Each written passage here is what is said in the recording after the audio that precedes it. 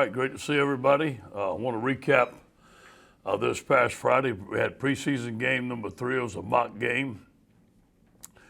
There was a lot of energy for the mock game. We wanted to make it game-like. We talked about substitutions, situations, halftime adjustments, a big day in the kicking game. Great job by Greg McMahon and organization. We had a maroon team that was in maroon jerseys. I want to compliment all the coaches on the staff, led by Russ Callahan and Christian Lacouture. I thought they did a tremendous job of getting these guys fired up. Jeff Martin was our energy coordinator. He did a great job of cheering those guys on. They got them all fired up. There was a cowbell on the sideline. Kind of made things like game-like. It was kind of exciting, man. I just want to compliment everybody. We walked off the field feeling very good about our situations, about what we did, and we were ready to play a football game. After that, we brought our team in the locker room. We had a pretty good time there. We had a festive time talking about camp, excited about the season. Then we surprised them. We were going to give the 18 jerseys away and the 7 jerseys away in scholarships. So these guys got it. 18 was a very prestigious number, 2 very deserving young men. We had a lot of men that were very deserving, but these men fit all the categories and graded the highest in all of the categories that we judge them in. Number 18, Chris Curry, and number 18, Damon Clark on defense. Those 2 young men are tremendous leaders, are great LSU Tigers. Both of them fought through adversity. Guys like Chris Curry, some guys would not have stuck around, would have went somewhere else, but he stuck around and got his chance, and he's going to be a great player for us. The number 7 jersey went to Jacoby Stevens, very deserving, outstanding player, outstanding leader for us. He was excited to get it, and I know he's going to wear it with a lot of pride. We also gave 3 scholarships out. I wish I could have gave 12, 15. The walk-ons on our program are outstanding, and there were about 10 of them that were very, very deserving. But these are the guys we gave it to: Josh Williams, Lloyd Cole, and Jared Small. And, the team was cheering. Everybody was happy. We said a prayer. We sang the fight song, and it was a pretty good day on Friday. Our guys had Saturday. The coaches came in on Sunday. Now it's time to get ready to play Mississippi State. Obviously, on Monday, you can always feel it's game week. There's a little fall weather out there, and 10 SEC games coming up, 1 game at a time. Fortunate that we have Mississippi State at home, 2:30 p.m. Central Standard Time. CBS TV, I know all our fans will be watching, and those fans that will come, I know they will give a lot of noise and make it as game-like as we possibly can. We're going to have to provide our own energy. We have to play very well. Mike Leach has done a very good job wherever he's at with the air raid.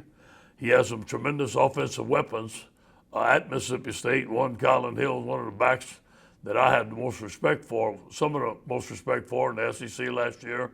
A very dangerous back, and especially in the spread offense. We've been studying his offense at Washington State, and his running backs could hit the hole, could bounce it out, and make people miss. Then we're studying KJ Costello, transferred from Stanford. We hear he's going to be a starting quarterback. Whether he's a starting quarterback or not, we don't know. Wait till game time, but I think that's going to be him, so we've been studying him. A very good passer, very knowledgeable, very experienced. On defense, Zach Arnett's coming from San Diego State. Very impressive numbers. Gave up 12.7 points per game, was second in the country. He was second in a couple of categories. I think he had a top 5 defense overall. And as we know, Mississippi State always has big, agile defensive linemen, 2 outstanding linebackers, safeties that are going to hit you, corners that are going to cover. I have a lot of respect for Mississippi State. I played them a bunch. Those young men are very tough. They love football. They're going to be very well coached. So it'll be a tremendous talent for our football team. But you know what? We're ready to play. We've been looking forward to this for a long time.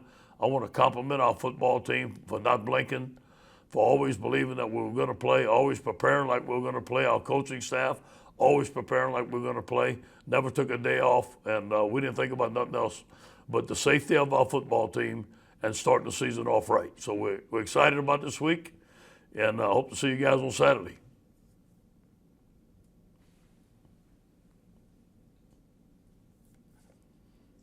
Hey, good morning, Coach, or good afternoon. 2 questions. The first one is just a quick one. Do you have anybody that is out for this week due to the COVID? And then the second one, we've heard a lot about what Miles Brennan isn't. What is he to you as far as the strengths that he brings to the field? Yeah. We've all said that he throws maybe a better ball than Joe. Do you feel that's accurate? And what are you most looking forward to out of that position? Let me answer the first one without overstating myself. We're currently very low with guys that do have COVID. We're going to test 3 times throughout the week, so things could change, obviously. But right now we're in good shape. We have very few guys that are out because of COVID. I've always believed in Miles Brennan. I think he's an excellent young man. He waited his turn, a lot of respect. Has a strong arm, probably a stronger arm than Joe Burrow had. Can extend plays with his feet, not quite like Joe did. Is learning the offense. I think the spring kind of hurt for him not being with us, for us not practicing with his receivers. But I think he did a good job of catching up during COVID and catching up in the summertime. He was very accurate with the football in all 3 scrimmages. The only thing that we don't know, and I do believe that he's going to do very well, is how he's going to do in the fire. And the only way to know that is put him in the fire. I trust Miles. He's become a team leader. Short passing game is his strength. The deep ball is something that he is very good at, but I think that takes time for him and his receivers to get the timing down, and hopefully we can improve on that throughout the year. Hey, Coach, how you doing? Andrew Doe from CBS in New Orleans. Hope you can hear me okay. Yeah. Kind of going off of that, one thing that stood out to me about Joe Burrow last year was that physically, especially when he would take off and run, he was able to take the physical punishment if he did take those shots. How confident are you that Miles Brennan is at a weight and just a physical standpoint that he can take those hits if it comes to it? When he came to us about $170, I was worried about it. And now he's about 218, so I think that, he's prepared himself. He's got strong in the weight room. I think he's going to handle it well. He's going to be different than Joe. Joe went to run you over. I think Miles is going to be smart, going to run out of bounds when he needs to, dive when he needs to, whatever he needs to do, not to get hurt. And I'm going to tell him to do the same thing. But I think that when it comes down to taking a hit, he's going to be fine. He's going to bounce back. But you know what? He's going to have to do it time and time again. Hopefully he doesn't get a hit a lot. But in the SEC, you're playing very good defenses, and you can expect your quarterbacks to have to take hits. Hey, Coach, good morning. Coach, you always do such a good job about talking about what the LSU on the helmet means and what it means to wear the uniform and represent LSU. Considering everything that's happened in the previous months and, so many people just unhappy right now about different things. When you take the field this Saturday, do you think it's going to mean a little bit more with so many people looking for something to smile about? No question. I think that, LSU, as I'm born and raised, everybody lives for Saturday afternoon, Saturday night in Death Valley, to be able to see them Tigers play again, gather around the TV, cook some gumbo, make some etouffee, have some parties, go back to doing the things we can, obviously following the COVID-19 protocol, but getting back to a sense of normalcy, I think is going to mean a lot for the state of Louisiana and all the great LSU fans that we have out there, and especially our football team. Our football team has been working hard under extreme pressure. Here and they are going to play, they're not going to play, and you got to believe the coach. Hey, we're playing, we're going to compete to play, and they practice. They never skip the practice because of too many COVID guys out or nothing like that. We always kept on marching through, and now these guys are ready.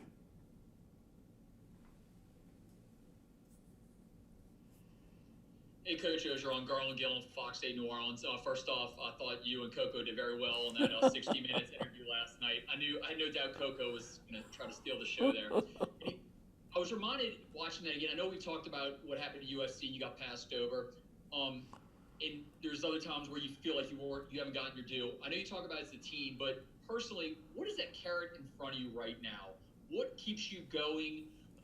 Everybody's got something that they feel somebody's doubting them, and when you're on those jogs and when you're boxing in the gym, what keeps you going every single day that there's some person doubting LSU in your program? I kind of love it. I call it internal fuel. I digest it. It makes me want to work harder. And, there's questions. Hey, they lost Joe Brady, they lost Joe Burrow, they lost Jamar Chase. You hear it all. And, we know what goes on here. We know it's the core of our program here. I've got some great coaches. We've got some great players. We believe in ourselves. But you know what? At LSU, the standards are very high. The expectations are very high. You got to prove yourself here every game, every day. So that's what I enjoy about being here, that everybody expects you to win, expects you to be great, and that's the type of school you want to be at. I had two questions. One, have you any updates about Tyler Shelvin's possibility of returning to the team? Yeah. And, second, I'm sorry, did you answer that? I wasn't. No, go ahead. And the second question was you've talked so much about attacking style on the defensive front. With Mike Leach's system before, it seems like he likes to spread defense out so much, especially when it comes to splits on the offensive line. Yeah. How do you attack that offense? Yeah. First of all, Tyler Shelvin, I have not heard from. Everything is quieted down. Obviously, it's Monday of game week, so he hasn't returned. I'm not going to rule it out, but I have not a word. I have not heard a word from his family or from him, so I don't know where that's at. As far as the big splits, it makes it harder to get to the passer from the outside. It could open up the inside a little bit, but the quarterback gets rid of the ball so fast. They have a lot of screens. They have a run game. They keep you honest. But in order for us to beat Mississippi State, we're going to have to put some pressure on the quarterback and find ways to do that.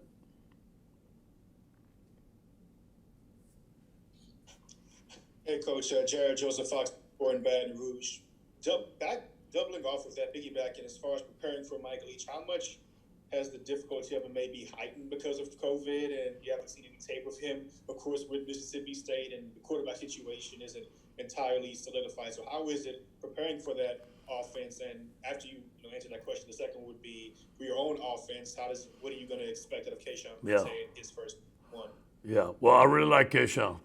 I think he's a home run hitter. I think he's going to be an excellent receiver.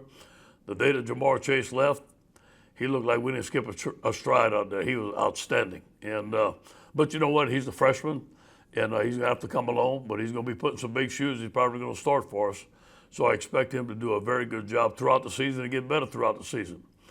The COVID-19 was an advantage for us in some ways, that we wasn't out in spring recruiting, and we were able to game plan all of our teams on our schedule. I think Mississippi State was maybe the 8th game on the schedule, and we had already had game plan them. So you got to look at Washington State for scheme on offense. You got to look at San Diego State scheme for defense, and then you got to look at Mississippi State for personnel. So you're really scouting 3 different teams, so it's 3 times the work. And obviously, Coach Leach has done a great job wherever he's at. He presents a challenge. But I think our guys have a pretty good handle of what we're going to do what they're going to do on offense, what they're going to do on defense and special teams. But just like any first game, there's going to be in-game adjustments. There's going to be new stuff. There'll be new plays. There'll be new defenses. There'll be new personnel. We just got to do a great job of adjusting on the sideline.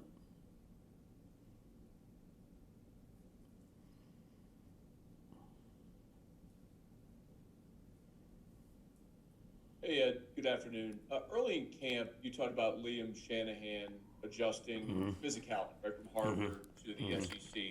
I'm curious what you've seen in that progression throughout camp once pads came on, and especially notably this week because State's got a couple of really big defensive linemen who return. He's done well, surprisingly well. That was my biggest concern. He was going against Tyler, goes against Apu, goes against Joe Evans. Very smart, as we know that, can make all the calls. But he's physical enough. And now he's going to get tested throughout the year, especially when they put one of those 350-pounders right on top of him. He's got to block him, but I think he can. In fact, I feel good about it. I'm very glad that we have him. He's been a big plus for us.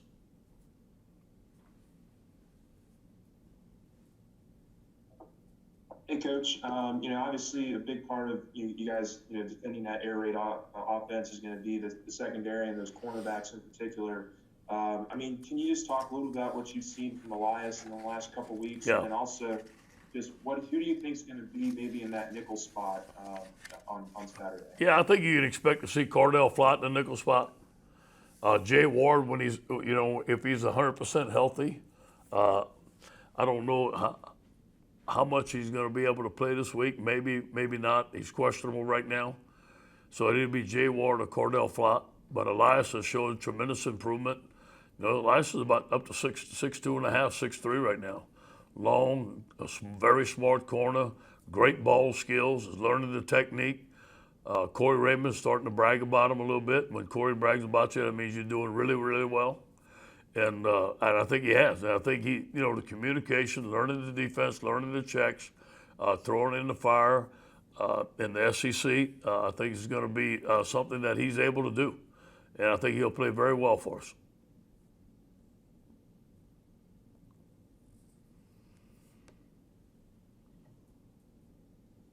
Hey, Coach, did Chris Curry have a great chance of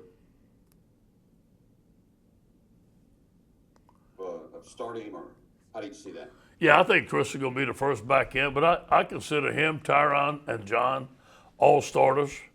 I think that they're going to get equal reps. I think they're going to do things very well, and they're going to complement each other. And I think that, eventually as the season goes on, let's see who our lead back is. But throughout the camp, if I had to say there's a lead back, it would be Chris Curry. I think he had a tremendous camp, but so did the other two guys. They're very explosive. We talked about it this morning. If we'd have one strength on our offense, that we feel that it is the running back group, led by Kevin Falk, who's done a tremendous job. Kavontre Bradford is an outstanding running back, and so is Josh Williams. We gave him a young man from Houston. We gave him a scholarship, so we feel that we have 5 backs that can go in the game and do very well.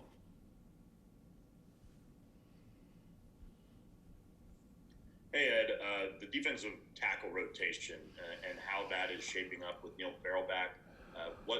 How has he looked in his return, and then just how do you see that shaping up with all those guys? Yeah, Neil's earning his way back. Hasn't been in pads yet because of the acclimatization period. Still has some conditioning to do. Obviously, we all know Neil can play. How fast he returns and how fast he works his way up the depth chart is basically up to him. And he's come back with a great attitude and wants to work. If Neil is in shape and he's working, Neil could perhaps be a starter for us. He's that good. But I can see him starting to get some game reps. I don't know if he's going to be ready. I think Tuesday and Wednesday is going to be some big days for him. But I see Glenn Logan, Apu Ika, and Joe Evans rotating the top 3 guys right there. And then maybe see Sony in there, maybe see Jacqueline Roy in there. So we got some options in there. We got Eric Taylor that can play. So there's a lot of guys that we can put in the game. But I think the top 3 are the guys that I talked about. Yeah, Ed, I was wondering 2 questions. One, is Miles Brennan, does he have the same input or some of the input that Joe had as far as game plans? And secondly, why did you take up boxing? Was it because you were already doing the road work? Well, let me say this. Joe earned his way. I took Joe in the second year. I said, listen, if there are some plays that you want to run, you let me know. Let Coach Hensmaker know. If there's some stuff that you don't like, let me know. That's how much I trusted Joe. That was after a year of starting, and that was after a year of leading the team. This is Miles' first year, so obviously he'll have some input, but it's basically a yes sir or no sir right now, and go out there and do your job. That's it. The reason I took up boxing is I'd go jogging on the river every day, and the guy that coaches me in boxing right now, LJ, was working some guys out. He said, hey, Coach, why don't you come try it? Why don't you come try it? Well, during COVID, I was by myself a lot. I was home a lot, so I said, you know what? I'm going to take up boxing. And I took up boxing on Sunday, Tuesday, and Thursday night, 2 hours a night, and it filled up my time, and it helped me get in better shape. So that's the reason I took it. I like it. I wish I can keep it up. I can't during the season. Both my sons are doing it right now. It's a very good workout. You ought to try it, Ron. You'd like it.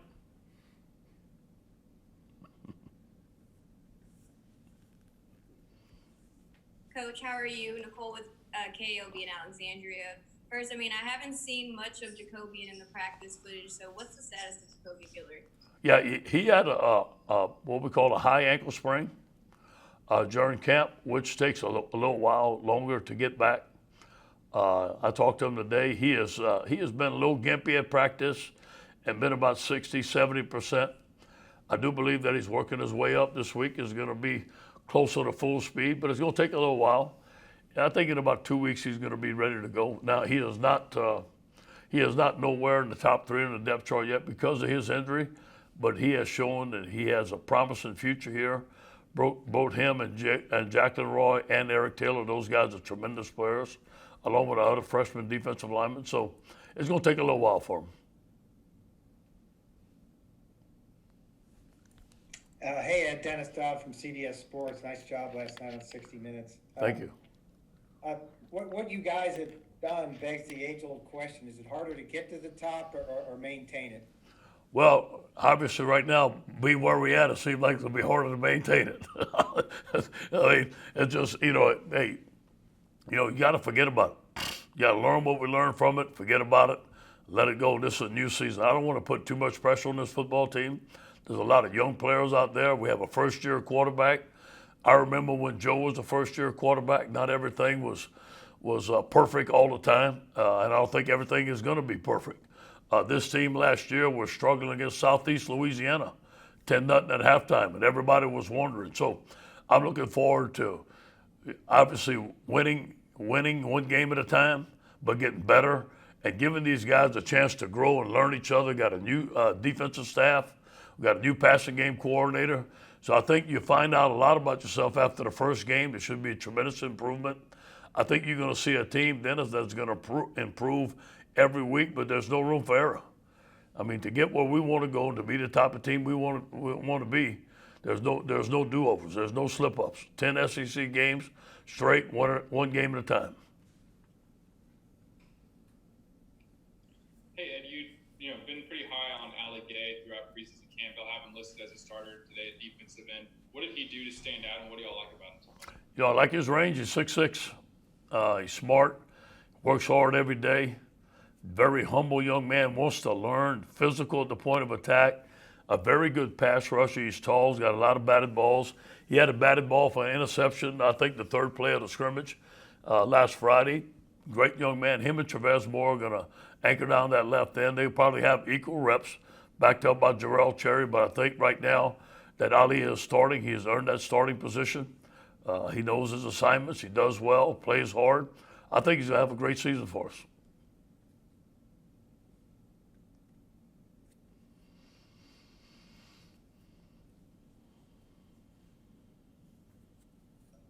Stepping in when Chase opted out and not really missing a beat at times. If you toss in a guy like Eric Gilbert, when you look at this passing game, as good as y'all were a year ago, what kind of jumps out with this passing game? It all depends on what the quarterback can do. And last year, the decision that Joe made was incredible. And he was a coach on the football field. And then now this year, I think Miles can do the same thing, but those guys got to get their timing down. They got to get used to being under the fire together. Joe had been there a year. It was the second year. These guys' second year together, and it all came. We weren't near as good at the beginning of Joe's career as we were at the end, obviously. I think that we need to be patient, show that these guys are going to improve. But I do believe that Eric Gilbert needs to touch a lot of balls.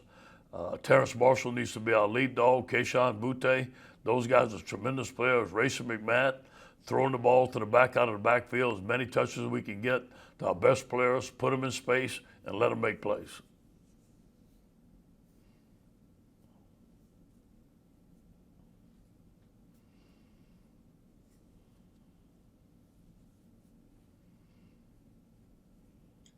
Coach Scooter Hobbs, how you doing? Scooter, how y'all doing in Lake Charles? Oh, we're getting there. You got some electricity, I heard, huh? Last year, what? You got some electricity, I heard, huh? You got power? Oh, yeah. A little bit. No AC yet, but I got a window unit. Okay. That was engineering marvel getting that thing in. But last year, for all the talent you had that you obviously have to replace, how do you go about replacing the chemistry and the swagger that team had? And are there things coaches can do to get that chemistry in place? I think that's a process. I think it starts with the coaches of us fostering leadership. I think the three young men that I gave the 18 and the 7 jerseys are going to be tremendous leaders for us, along with several other players. We've had several leadership committee meetings, more than I've ever had since I've been coach here, to be able to foster that leadership, to give them a chance to be leaders on the field. But you know what? The only way I think that you earn respect as a leader is to make plays on the field during game day. And I think as the season goes on, and as we're going to face adversity like every team does, somebody's going to have to step up and say, hey, this is what we're doing, this is how we do it, and be the lead dog and go get it done. And obviously we had a lot of guys last year that could do it, and Clyde Edwards-Helaire was one of those guys. The game he had against Alabama was something I'll never, ever forget, and that was a tremendous job of leadership by example, and so was Joe, and so was Justin Jefferson. So we have some guys that I think they can do it, but come game time, they're going to have to do it. Hey, Coach, this is Josh Sibley with Louisiana Gridiron Football. Going back to your nickel play, you've said Jabril Cox is athletic enough to play nickel. Can you possibly see a scenario that you might end up having to play Jabril Cox at nickel? Yeah, the injuries would have to play a factor in that. Hopefully they don't. But we're very thin at corner, and we're glad we got Darren from Nicholls State. Now, he just started, and we think that he can play for us. We know he can play for us. And but it's going to take a little while for him to get used to it. Jay Ward is not 100% yet, so it all depends how fast he can come back. But I think we'd have to be down to maybe our third nickel for him to go in there. And we like him at linebacker. We don't want him to have to play nickel, but if he has to, he could.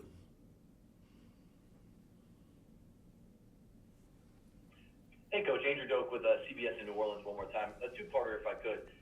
When it comes to Eric Gilbert, is there a college or pro prototype that he kind of reminds you of?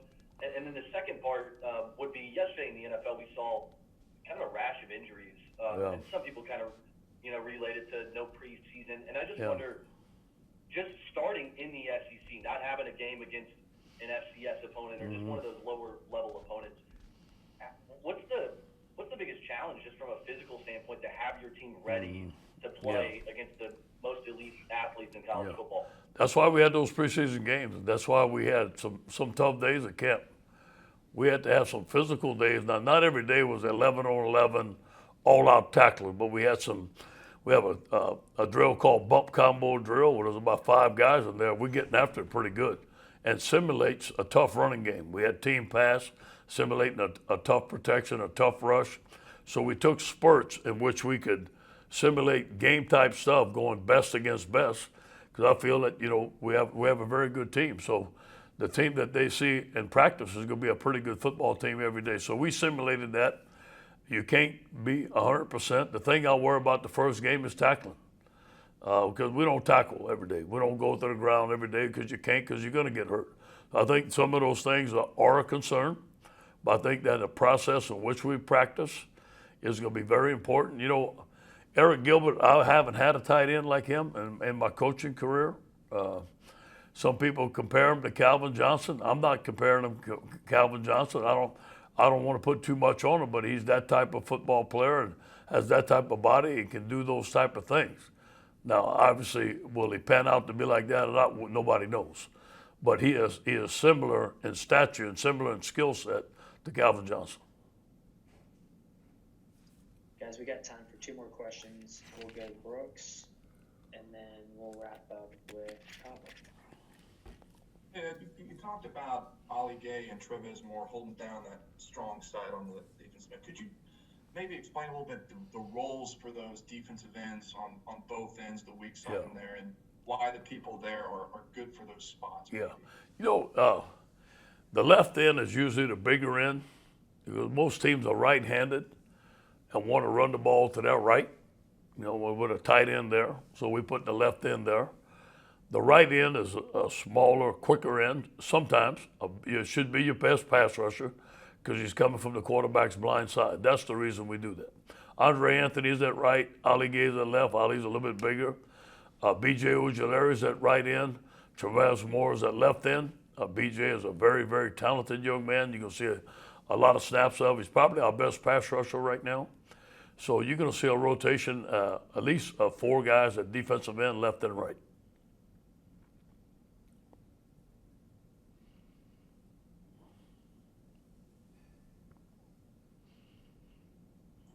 Sorry, Coach, I'm fielding texts about questions that people aren't going to get to ask. So I got a couple then, I guess. Is there anything that you're unsure about, whether it be roster or teams or anything of that area that you're trying to button up this week? And then finally, anything different as far as the way you guys are going to run things on the sidelines or in the press box because of COVID this year? Yeah. Well, first of all, this week, I want to start from scratch. We've been game planning last week. We game planned against Mississippi State, but I want it to be all new, all fresh this week, man. Going through the process. This is our first game week. Tell the truth Monday, competition Tuesday, turnover Wednesday, no repeat Thursday. We haven't had a focus Friday yet because of the time allotments and the practice allotments. So it'll be our first focus Friday. We haven't gone to the hotel yet. We haven't done the Tiger Walk yet. All that stuff. So I want to make sure all that stuff goes smooth. Preparation is smooth. And, the sidelines, obviously we're going to wear a mask. There'll be a lot less people on the sideline. We're going to try to practice social distance as much as we can. Obviously that's going to be a challenge, no question. But I think as far as the play calling, as far as the guys in the box, the guys on the sideline, everything's going to remain the same. We want to make sure that everything remains the same as well for our players so they can be comfortable in their environment. Okay, thanks everybody. That's it for today.